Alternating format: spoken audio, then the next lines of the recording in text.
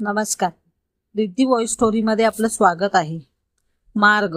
Doctor निंबाळकरांच्या हॉस्पिटलमध्ये नुकतीच Nandini receptionist म्हणून लागली होती. डॉक्टरांचं हॉस्पिटल 4 मजली होतं.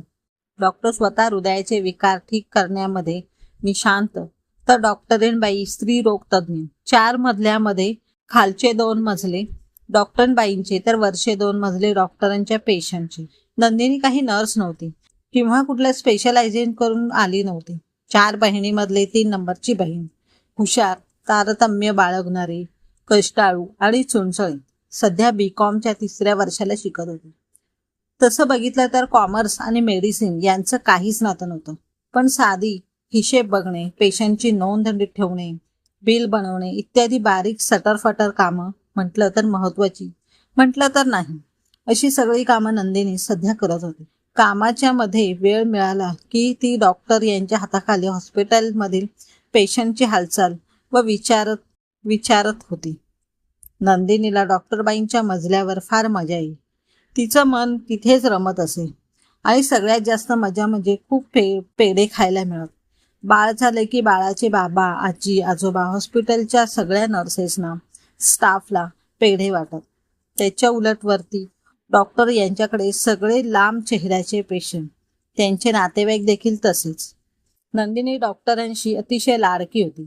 पटपट कामं करायची. ती तरबेज होती. मुळामध्ये नंदिनीला घरी जाण्यामध्ये काहीही रुची नव्हती. म्हटलं तर दिवसाचे 12 तास देखील ती हॉस्पिटलमध्ये थांबायला तयार असायची. कारणही तसंच होतं ना. मोठी बहीण कविता त्यांच्या गल्लीमधल्या पंक्चर काढणाऱ्या रमेशबरोबर पळून जाऊन लग्न करून बसली होती. आईबाबांनी एक तिचा उल्लेख घरात करायचे टाळले. बघून तर काय, बघितला तर पंक्चर काढणारा रमेश. कवितानंतर सविता, तिचं पण तसंच. 22 वर्षाची झाली होती. सगळं शिक्षण फुकटच केलं. कष्ट करून स्वतःची फी मुली स्वतः भरत होत्या. उरलेले पैसे आईच्या हातावर ठेवत होते.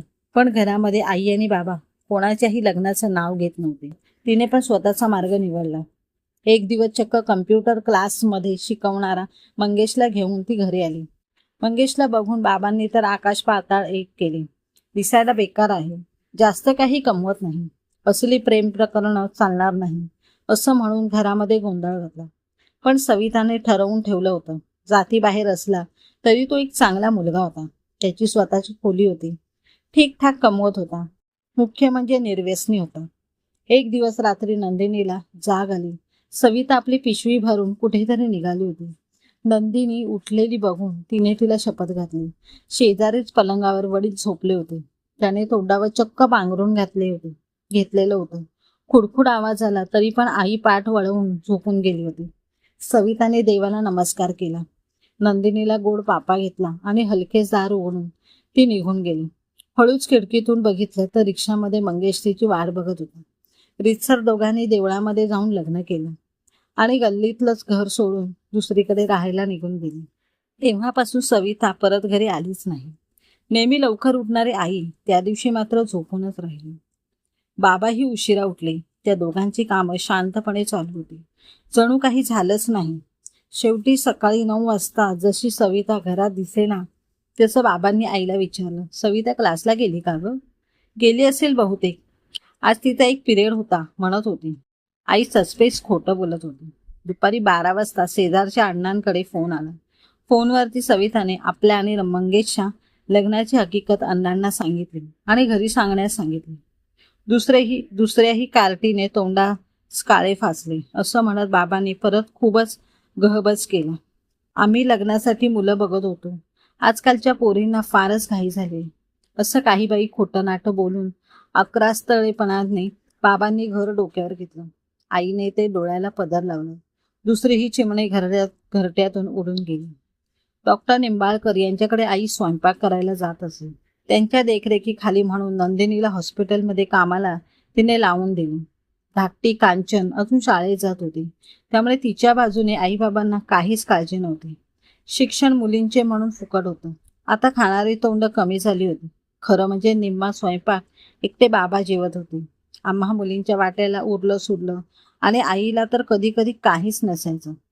त्या दिवशी रात्री बऱ्याच उशिरापर्यंत नंदिनी कांचनचा अभ्यास घेत होती. त्यानंतर आईने केलेल्या पिठल्याची भात खाऊन दोघी जणी झोपून गेलो. मध्यरात्रीनंतर केव्हा तरी बाबा घरी आले. आईने पटकन गरम भात लावला आणि जेवायला वाढले. नंदिनीला किती पगार देतात ग? बाबा विचारत होते. तिच्याकडे नीट लक्ष ठेव, पोरगी मिळवत आहे, पळून जाता कामा नये, बाबा जरा जोरातच आईला सांगत होते. आम्ही दोघी झोपलो असं वाटून आई आणि बाबांचं बोलणं चालू होतं. आता तरी या उरलेल्या दोघींची व्यवस्थित लग्न लावून देऊया ना? आई रडवेल्या स्वरात विचारत होती. कशाला? हुंडा कुठून आणायचा? तुला काय वाटतं कविता ती पळाली ते मला कळलं नसेल आणि सविता जाताना मला काहीच वाटलं नसेल? 4 मुली जन्माला घालून बसलो आपण. मी एकटा कुठे कुठे पुरे पडणार ग? बाबांच्या आवाजात एकदम नरमाई होती. नंदिनीला तर आश्चर्याचा धक्काच बसला. म्हणजे तो राग, तो अक्राळतेपणा सगळं नाटक होतं तर. सध्या डॉक्टरांच्या हाताखाली म्हणून एक 35 वर्षाचे नवीन डॉक्टर आले होते. नंदिनी जेव्हा डॉक्टरांचा हिशेब घ्यायला म्हणून त्यांच्या केबिनमध्ये गेली तेव्हा तिथे एक मध्यमवर्गीय गृहस्थ बसून त्यांचे रिपोर्ट ऐकत होते. ते मध्यमवर्गीय गृहस्थ आता कायमच चेकअपसाठी डॉक्टरांकडे येऊ लागले. बोलता बोलता कळलं की त्यांची बायको गेल्याच वर्षी निर्वार्तली आहे आणि मुले परदेशात आहेत. ब्लड प्रेशरच्या समस्यांमुळे त्यांच्या मुलींनी डायरेक्टली डॉक्टर निंबाळकरांकडे त्यांच्या अपॉइंटमेंट घेऊन ठेवल्या होत्या. त्यानुसार ते दर आठवड्याला डॉक्टरांकडे येत होते. त्यांचा ब्लड प्रेशर घेणे, जुजबी तपासण्या करणे ही सर्व कामं आता नंदिनीकडे आलं होतं. त्यांच्या औषधांची फाईल देखील नंदिनी व्यवस्थित ठेवत होती. कधी कधी माधव त्यांच्याकडे घरी देखील जाऊ लागले होते. माधव यांना 2 मुलेही दोघेही अमेरिकेमध्ये शिक्षणासाठी गेले होते. माधव यांचा इंडस्ट्रीयल भागामध्ये स्वयंपाकाच्या भांड्यांचा मोठा कारखाना होता. त्यांचा व्याप भरपूर मोठा होता. बायकोच्या जाण्यामुळे माधव एकदम एकटे पडले होते. बऱ्याच वेळा नंदिनी त्यांच्याकडे जाऊन त्यांना ऑफिसमधल्या कामामध्ये देखील मदत करू लागली. घरी जाऊन ब्लड प्रेशर घेणे, वेळी प्रसंगी त्यांना इंजेक्शन देणे, त्यांची औषधं ठेवणे, लागलेले सामान मागवून घेणे इत्यादी बरीच कामं नंदिनी आपणहून करू लागली. अचानक काही कामासाठी माधव यांना जर्मनीला जावे लागणार होते. स्वयंपाकाच्या भांड्यांचा एक प्रकारचा मोल्ड तयार करण्यासाठी त्यांना काही मशिनरी घ्यायच्या होत्या.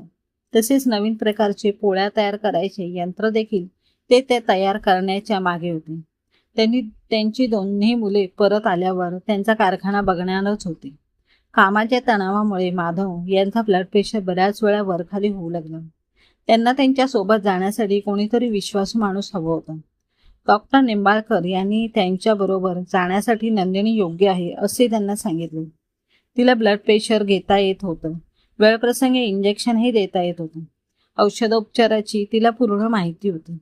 कम्प्युटर, मोबाईल तर तिला लिलिया हाताळू शकत होती. माधवला पण नंदिनी बरोबर बरेच वाटत असे. एकतर तिने त्यांच्या पूर्णपणे विश्वास प्राप्त केला होता. जेव्हा आईने ही गोष्ट घरामध्ये सांगितली की नंदिनी जर्मनीला जाणार आहे तेव्हा परत नेहमीप्रमाणे बाबाने अक्रास्तळेपणाचे ते नाटक सुरू केले. तरण्या मुलीला असे अनोळखी माणसासोबत परदेशामध्ये आम्ही पाठवणार नाही. बाबांनी नेहमीप्रमाणे कांगावा केला. परदेशामध्ये तिचं काही बरं वाईट झालं तर, जर अतिप्रसंग झाला तर, असे काही सांगत बाबांनी मोडता घालण्याचा प्रयत्न केला. त्या दिवशी हॉस्पिटलमधून घरी परत येताना नंदिनी अतिशय नाराज होती. आपले लग्न बाबा काही लावणार नाहीत हे तिला माहीत होतं. उदास मनाने ती बागेमध्ये बसून राहिली. अचानक खांद्यावरती हात पडला. वळून बघते तर सविता. तिने दुरूनच बोट दाखवले.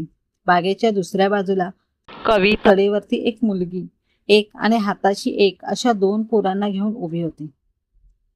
काय चावता, कळकट्ट झालेली साडी, खोल गेलेली गालफट, हताश डोळे, कडेवरची शेंबडे पोर आणि हाताशी अर्धवट कपड्यामध्ये चप्पल नसलेलं दुसरं पोर. तिघांच्याही डोक्याला तेलाचा थेंबही लागलेला दिसत नव्हता. सविता त्या मानाने बरी दिसत होती. झुळझुळीत स्वस्त साडी, चेहऱ्यावर तजेला, किंचित पुढे आलेलं पोट, गर्भपणाची चाहूल दाखवत होतं. प्रेमाबिमामध्ये ना काही खरं नाही ग.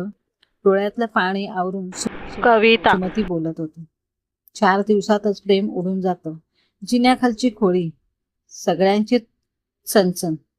अपुरे पैसे, अपुरे जेवण, अपुरे कपडे, मात्र वाढलेली शरीराची भूक. कविता आयुष्य वाया गेल्यातच जमा झालेलं होतं. पोरांच्यासाठी पाय ओढत होती, कष्ट करत होती. ती कुठल्या तरी हॉटेलमध्ये भांडी घासण्याचं काम करत होती. सविता कम्प्युटर क्लासमध्ये जमेल तेवढं काम करत होती. मंगेशला हातभार लावत होती. तिची खोली कविता पेक्षा बरीच मोठी होती आणि खायला प्यायला तरी मिळत होतं. बहिणीची लाज वाटावी की कीव करावी नंदिनीला काहीच समजेना. त्या दोघांची अवस्था बघून तिच्या अंगावर तिथंच सरसरून काटा आला होता. आई आणि कविता काय फारसा काही फरक पडत नाही. आपल्या परदेश प्रवासाचे वृत्त त्यांना सांगावे की नाही असे नंदिनीला वाटले. राहवले नाही म्हणून ती बोलून गेली. जरूर जाग, काही संधी सोडू नकोस आणि आपल्या बाबांचं तर काहीच ऐकू नकोस. त्यांनी काय केलं आपल्यासाठी? नुसता स्वार्थ तर बघितला. एका पाठोपाठ एक आपल्याला जन्माला घातलं. पुढचं काय? कविता ती तळतळून बोलत होती. रमेश माझ्याकडे बघून शिट्ट्या वाजवतोय, मला फशी पाडतोय. हे काय बाबांना समजत नव्हतं? कसलं ग त्याचे ध्यान? गोडगोड बोलून मला म्हणाला, त्याचं मोठं घर आहे. मित्राच्या घरी नेऊन त्याचं घर स्वतःचं म्हणून मला दाखवलं. रमेश दिसायला गोरागोमटा म्हणून मी पण बळी पडले ग. का नाही बाबांनी मला समजावले? का नाही आईने मला थांबवले? तिचे हुंदके थांबतच नव्हते. ते बघून तिची 2 लेकरे देखील जोरजोरात रडू लागली. सविताने ताबडतोब बिस्किटचा पुडा, केळी काढून दोघांच्या पुढे धरली. दोघांनी पण अघाशासारखं खायला सुरुवात केली. का नाही बाबांनी मला समजवलं? आई पण बाबांना पुरती सामील. स्वतःच्या पोरी कुणाबरोबर पळतायत याची तिने कधी काळजीच गेली नाही. बाबा नीट कधी प्रेमाने शब्द पण बोलला नाही आणि आईने बेपरवाईने वृत्ती अंगारली. आपण सर्व त्यांना जर झालो आहोत का ग? सविताने देखील प्रमाणेच रडायला सुरुवात केली. नंदिनी, तू जरूर जाग, नीट विचार कर, चांगला जोडीदार निवड. सगळे पैसे आईच्या हातावर मुळीच ठेवू नकोस. सविता परत तिला सांगत होती. घरी येताना नंदिनी विचार करत आली आणि तिने एक निर्णय घेतला. ती पण आता 20 वर्षाची झाली होती, सज्ञान झाली होती. गेल्या वर्षी मतदानाचा हक्क बजावला होता. आता तिचे स्वतःसाठी मतदान करणे ठरवले. पासपोर्ट, विजा, कपडे, बॅग सगळा खर्च माधवनीच केला. डॉक्टरबाईंनी तिला भरपूर सल्ले दिले आणि परदेश प्रवासासाठी तयार केलं. जर्मनीच्या फ्रँकफर्ट एअरपोर्टवरती उतरताना नंदिनीला आकाश ठेंगणं झालं होतं. तिच्या घराच्या 7 पिढ्यांनी देखील कधी विमान बघितलंच नव्हतं. जर्मनीचा मुक्काम कामामध्ये तिने माधवांशी डोळ्यात तेल घालून काळजी घेतली. त्यांच्या दोन्ही मुलांना वेळोवेळी माधवच्या तब्येतीबद्दलची माहिती कळवत राहिली. मुलांनी केलेल्या आग्रहामुळे परत आल्यानंतर नंदिनीने आपला मुक्काम माधवांच्याच बंगल्यावर ठेवला. आता ती त्यांची सेक्रेटरी कम असिस्टंट कम केअरटेकर आहे. लग्न करायचं का नाही हा विचार नंदिनी करत नाहीच. माधव देखील नंदिनीची व्यवस्थित काळजी घेतात. त्यांनी तिच्या नावावर भरपूर पैसे ठेवून तिचं पुढचं आयुष्य सुकर होईल याची व्यवस्था केली आहे. नंदिनीचे शिक्षण चालू आहे. तिच्या शिक्षणाचे आणि कांचनच्या शिक्षणाची संपूर्ण जबाबदारी माधव यांनीच घेतली आहे. आपल्या बहिणीपेक्षा चांगलं आयुष्य मिळवण्यासाठी तिची धडपड चालू आहे. समाप्त. कथा आवडल्यास चॅनलला लाईक व सबस्क्राईब करा.